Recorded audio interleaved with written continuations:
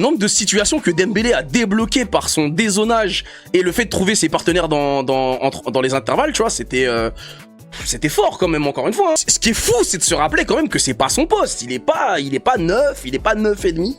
Il est pas numéro 10, mais le mec... Qu'est-ce que c'était fort. C'était très épuré.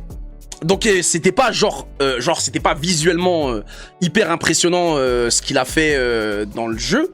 Parce qu'il a pas mis 50 petits ponts, il a pas dribblé 15 mecs, etc. Donc son jeu était très épuré, très sobre. Mais concrètement, hier soir, si on a eu des maigres situations déjà en première mi-temps et même sur la deuxième partie de la seconde mi-temps, c'est surtout parce que Dembélé, en fait, il débloquait tout.